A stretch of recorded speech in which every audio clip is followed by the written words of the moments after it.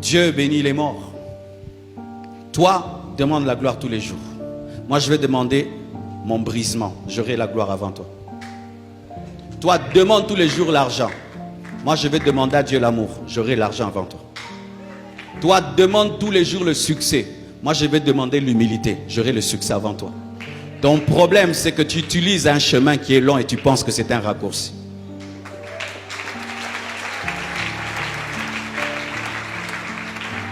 Rares sont les chrétiens qui prient pour leur caractère. Mon caractère, brise-moi, brise-moi. Rare, donne-moi, donne-moi. Je vais donner à qui? Un vivant? Je vais bénir qui? Un vivant? Dieu ne bénit pas les vivants. La Bible dit que tant que la graine, il faut que la graine puisse pourrir afin de porter du fruit. Si tu ne pourris pas, tu n'auras pas du fruit. Tu ne deviendras qu'un arbre que par la pourriture. Ce n'est que le pain qui est brisé, qui est multiplié. Jésus rompit le pain et les donna. On ne donne que le pain qui est rompu. Si le pain n'est pas rompu, il ne peut être donné et il ne peut être multiplié. Avant la multiplication, c'est le brisement, la mort à toi-même. Avant qu'une terre ne porte des graines, il faut qu'elle soit sarclée, il faut qu'elle soit brisée et ensuite on plante. Arrêtez! Je m'en fous si c'est fâche qu'on dit ça. On doit dire la vérité. Rien n'est dit sur Jacques, fils d'Alphée. Je suis en train de prophétiser. Qu'est-ce qui ouvre le ciel? Pas de Bible, pas de culte, pas d'église. Do you know why Jesus was not at... N'étais-je pas dit, ça là, ce n'est pas la mort. Regardez comment le Seigneur est en train de vous donner de la valeur. They cannot keep you where they put you before. Si nous voulons bien l'adorer, l'exalter, le... Manifeste cette confiance que l'on voit. Je pensais qu'il allait me jeter dans...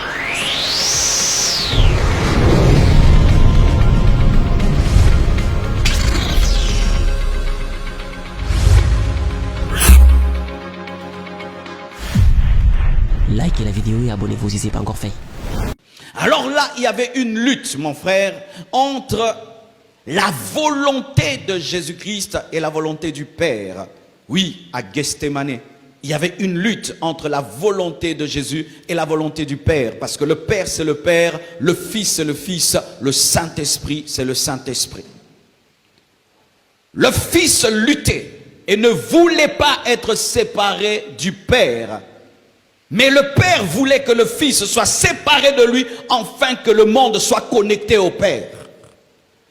Jésus devait mourir à sa propre volonté pour que la volonté parfaite de Dieu se réalise par sa mort pour te donner la vie. Ainsi, il a prié 3 fois pour vaincre quoi? Sa propre volonté. 3 fois pour mourir à lui-même.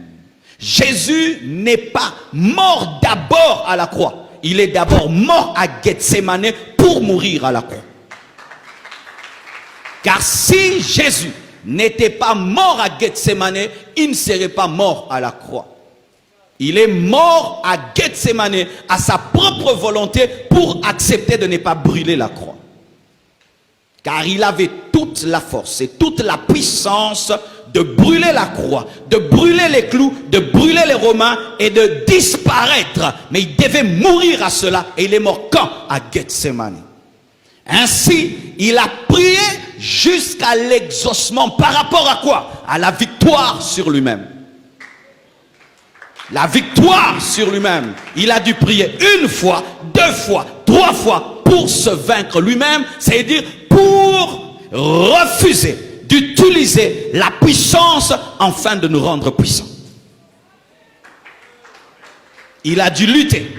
Il a dû lutter dans la prière pour accepter de boire la coupe, pour accepter la volonté parfaite de Dieu. Il a dû prier jusqu'à l'exaucement, prier jusqu'à avoir la force d'accepter. La volonté de Dieu n'est pas toujours facile. Faire la volonté de Dieu n'est pas toujours facile, surtout sa volonté parfaite. Et souvent nous manquons la force de faire la volonté parfaite de Dieu. Et tu dois apprendre à prier jusqu'à recevoir la force de faire la volonté parfaite de Dieu. Tu dois prier jusqu'à avoir la force d'accepter la volonté de Dieu lorsqu'elle te fait mal. Tu dois prier jusqu'à avoir la force de te soumettre totalement au plan de Dieu, même s'il ne te plaît pas. Il faut prier jusqu'à avoir la force d'accepter de mourir à toi-même, d'accepter de te soumettre à Dieu. Car si tu ne pries pas jusqu'à avoir la force, lorsque tu te lèveras, tu vas tuer Judas. Et un sauveur qui tue Judas ne ressuscitera jamais. Un sauveur qui s'échappe ne ressuscitera jamais. Car Jésus s'est seulement présenté aux hommes qui étaient venus l'arrêter. Ils sont tombés. Il a pu recoller l'oreille de celui qui était venu l'attraper. Car s'il peut recoller l'oreille, donc il peut vous tuer. Frères, sœurs, prie jusqu'à ce que tu aies la force de faire la volonté de Dieu. Souvent, frères, nous nous levons à la deuxième fois. Nous nous levons à la première fois. Père, non pas ma volonté, que ta volonté soit faite. Mais tu n'as pas la force de faire. Et tu pars, et tu pêches, et tu désobéis. Prie jusqu'à ce que tu aies la force de te soumettre à Dieu. Prie jusqu'à ce que tu sentes que tu étais tué dans la présence de Dieu. Prie jusqu'à ce que tu sois sûr que ton moi est mort dans la présence de Dieu. Prie jusqu'à ce que tu sois sûr que ce n'est plus toi qui vis, mais c'est Christ qui vit en toi. Prie jusqu'à ce que tu sois sûr que tu es transformé, que tu es changé. Prie jusqu'à ce que Dieu te tue. Car s'il ne te tue pas, Gethsémane, tu vivras à Golgotha et tu vas commettre un scandale planétaire. Imaginez Jésus qui brûle la croix. Même les anges allaient être étonnés. Dieu devait chercher encore un autre moyen pour nous sauver. Il allait déranger tout le plan de Dieu. Les morts permettent au plan de s'accomplir. Les vivants détruisent et abîment le plan de Dieu. C'est pourquoi prie jusqu'à mourir. Le problème des chrétiens, ils ne prient que pour demander des choses à Dieu. Alors que c'est dans la mort que nous avons les choses. Dieu bénit les morts. Dieu bénit les morts. Toi, demande la gloire tous les jours. Moi, je vais demander mon brisement. J'aurai la gloire avant toi. Toi, demande tous les jours l'argent. Moi, je vais demander à Dieu l'amour. J'aurai l'argent avant toi. Toi, demande tous les jours le succès. Moi, je vais demander l'humilité. J'aurai le succès avant toi. Ton problème, c'est que tu utilises un chemin qui est long et tu penses que c'est un raccourci.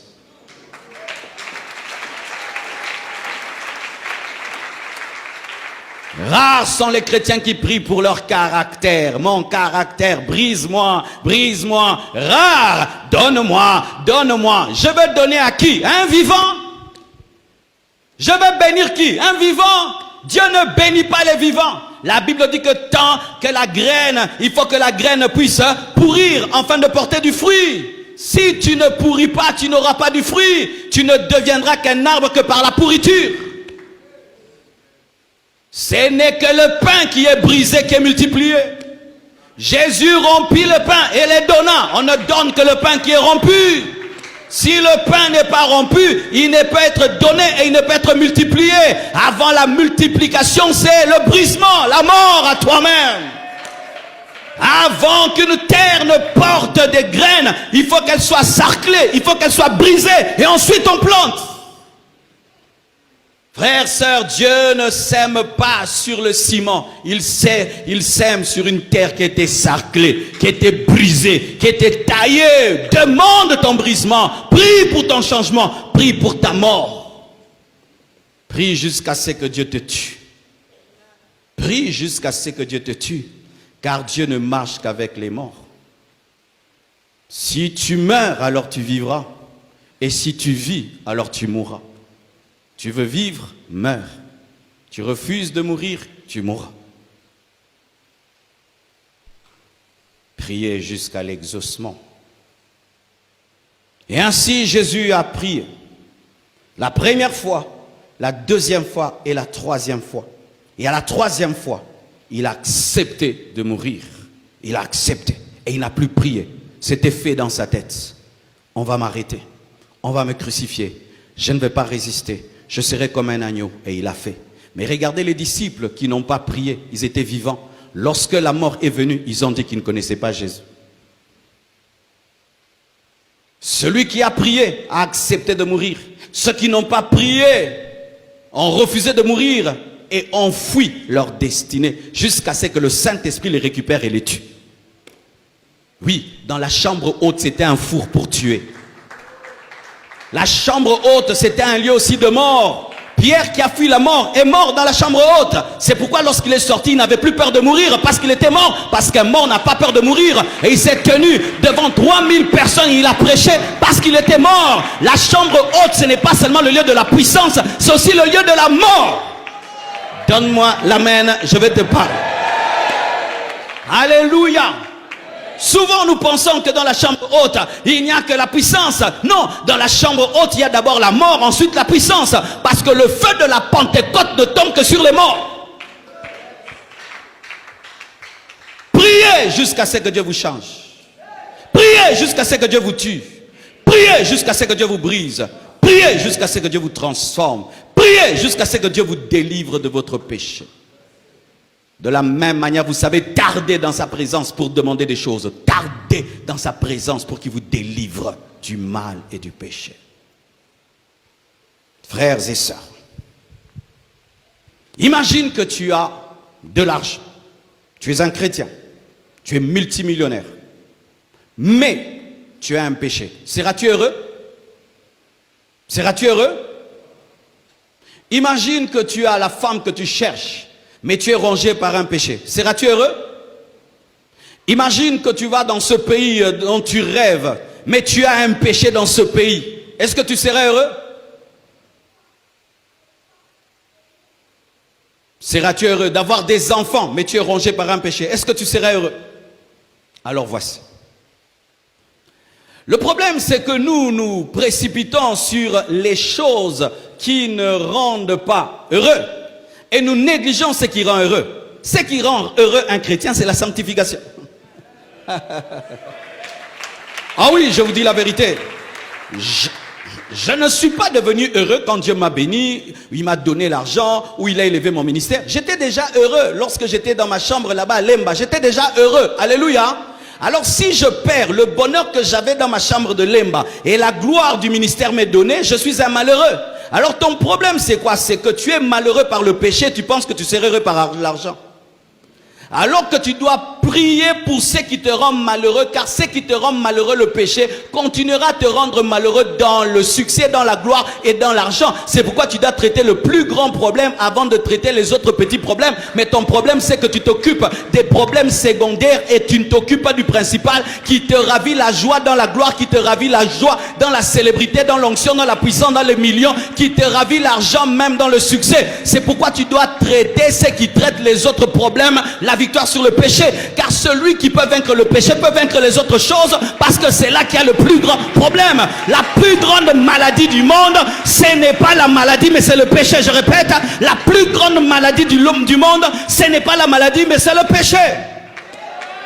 Ta plus grande maladie, ce n'est pas le corona, c'est le péché. C'est le péché. Ce qui te fera rater le ciel, ce n'est pas la pauvreté, c'est le péché. Ce qui te fera rater le ciel, ce n'est pas la maladie, c'est le péché. Ce qui fait même tarder ton exaucement, ce n'est pas le manque de prière, c'est le péché. Parce que tu pries déjà beaucoup. Au Congo, nous prions déjà beaucoup. Trop même. Un jour, à l'école biblique, un professeur est venu, nous a donné cours. Il venait des États-Unis. Et puis nous a dit de faire un devoir. Et il nous a dit d'écrire le nombre d'heures de prière que nous faisions. On était jeunes, des frères seulement à l'église, 10 heures du temps par jour, 12 heures du temps. Il a dit, quoi? Vous êtes des pasteurs? Non, des frères seulement. 10 heures. Pourquoi vous faites beaucoup d'heures comme ça? Prière. Il dit, moi je suis votre professeur, je fais 3 heures, 2 heures. Vous devez m'imposer les mains. Mais il fallait voir ces gens-là qui priaient 10 heures du temps, des orgueilleux, des mauvaises réponses dans le cours, des mauvais langages. Mais lui qui priait 3 heures du temps, il ressemblait à Jésus. Lui, il avait des prières qualitatives. Nous, on avait des quantitatifs. C'est-à-dire que nous, quand on priait 10 heures du temps, on demandait des choses, mais lui demandait le caractère. Mais il était plus riche que nous. Donne-moi la main, hein. Toi, tu pries 10 heures du temps, tu demandes l'argent. Moi, je prie 1 heure du temps, je demande le cœur de Dieu. J'aurai le cœur et j'aurai l'argent. Car celui qui a la nature aura toujours les capacités de celui qui a la nature. Priez pour vos caractères. Priez pour vos défauts. Priez que Dieu vous change. Tu as trop pleuré dans la prière pour les choses de ce monde. Mais tu ne pleures pas sur ton sale caractère. Ton sale caractère qui chasse les gens dans ta vie, qui te bloque les portes, ça tu ne vois pas. Ton sale caractère. Ton sale caractère. Oui, ton sale caractère. Oui, tu as un sale caractère. Ça, ce n'est pas un problème. C'est seulement un besoin d'argent, besoin d'argent, besoin d'argent. Mais tu as aussi un sale caractère. Tu es invivable. Mais tu es chrétien, mais tu es invivable. Comment les gens, tu seras béni en étant invivable? Dieu va te prendre et t'amener sur la lune? Pleurez sur vos caractères. Priez sur vos péchés. Quand tu regardes Jésus, tu regardes, pleure. Enfin, que ce qu'il est, tu le deviennes. Cours vers la perfection. Lorsque Paul disait qu'il courait vers la perfection, c'était vers quoi? L'argent ou c'était vers le caractère de Jésus? Les chrétiens qui ne se soucient plus de ressembler à Jésus.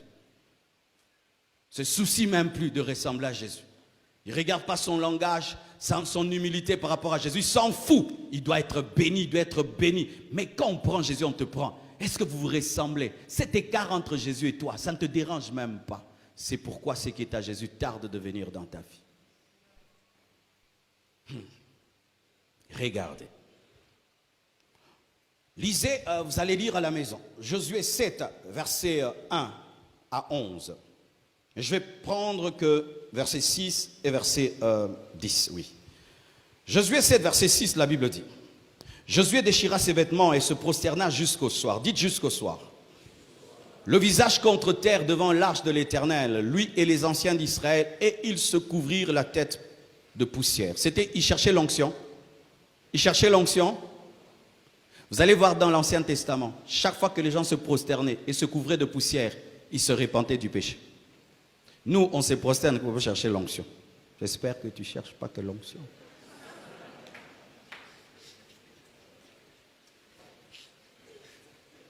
Lisez dans la Bible, se couvrir de poussière, prosterner par terre. Tapez ça dans la Bible, vous allez voir. C'est toujours en train de rechercher le cœur de Dieu. De rechercher le cœur de Dieu. De rechercher le cœur de Dieu. Qu'est-ce qui est arrivé? Josué, par la grâce de Dieu, arrive à vaincre Jéricho. Jéricho était fermé et barricadé. Il reçoit une inspiration venant de Dieu et Dieu lui dit de tourner Jéricho. Et au 13e tour, Jéricho tombe. Un miracle surnaturel. C'était vraiment une forteresse imprégnable. Mais par la puissance surnaturelle de Dieu, elle a été prise. Et tu t'imagines, tu reviens d'une telle victoire. Et après ça, tu dois aller prendre une petite ville qui s'appelait Haï. De sorte que les gens sont venus conseiller, Josué lui ont dit, ça ne sert à rien de prendre toute l'armée, choisis quelques gens seulement, on ira, on va prendre ça. C'était vraiment quelque chose de facile. Mais ce qu'ils ne savaient pas, c'est qu'ils n'avaient pas vaincu Jéricho à cause de nombre, ils avaient vaincu à cause de la communion. Tu ne changeras pas la méthode de Dieu. Si Dieu t'a donné la victoire sur Jéricho par sa communion et sa présence, tu auras aussi la victoire sur Haï par la communion et par la présence, non pas par le nombre. Maintenant, eux, ils se décident de changer de méthode, de ne plus compter sur Dieu, mais de compter sur leur aptitude, leur expérience. Nous venons de vaincre Jéricho, donc Haï, ce n'est rien. Mais lorsqu'ils se sont mesurés à Jéricho, qui était fort, ils avaient la communion avec Dieu et ils ont vécu le fort. Mais quand ils sont allés attaquer le faible, ils n'avaient pas la communion avec Dieu et les faibles les a tapés. Pour dire que même lorsqu'ils ont vaincu le fort, ce n'était pas leur force, c'était la grâce de Dieu. Alléluia. Et ils sont tabassés. 36 Juifs meurent. Lorsque Josué voit cela, comme c'était un homme spirituel, il dit, c'est quoi ça? On vient de vaincre Jéricho avec une grande facilité. Et nous tombons devant Haï. Il y a un problème. Il est tombé devant Dieu avec les anciens, dans la poussière, toute la nuit, toute la journée, jusqu'au soir, en train de poser une question. Pourquoi on a été vaincu? Pourquoi on a été vaincu? Quel est le problème? Quel est le problème? Quel est le problème? Quel est le problème? Frère, souvent nous sommes comme Josué. Nous sommes comme Israël. Telle chose te vainc, telle chose te domine, telle chose ne marche pas dans ta vie. Mais tu continues seulement à attaquer, à attaquer. 36, vous mourrez. 40, vous mourrez. 100, arrête-toi. Arrêtez-vous lorsque vos vies ne marchent pas. Arrête-toi. Va chercher le problème et sois objectif, pas subjectif. Donne-moi la main, hein? Ton problème, c'est que lorsque tu es tabassé par Aïe, au lieu de te tenir devant Dieu pour qu'il puisse te révéler le problème, tu commences déjà à accuser quelqu'un. Ça doit être tel, ça doit être tel. Non, tiens-toi devant Dieu et attends-toi la réponse de Dieu. Arrêtez! Je m'en fous s'il se fâche quand on dit ça. On doit dire la vérité. Rien n'est dit sur Jacques, fils d'Alphée. Je suis en train de prophétiser. Qu'est-ce qui ouvre le ciel? Pas de Bible, pas de culte, pas d'église. Do you know why Jesus was not at... N'ai-je pas dit ça là, ce n'est pas la mort. Regardez comment le Seigneur est en train de vous donner de la valeur. They cannot keep you where they put you before. Si nous voulons bien l'adorer, l'exalter, le Manifeste cette confiance que l'on voit. Je pensais qu'il allait me jeter dans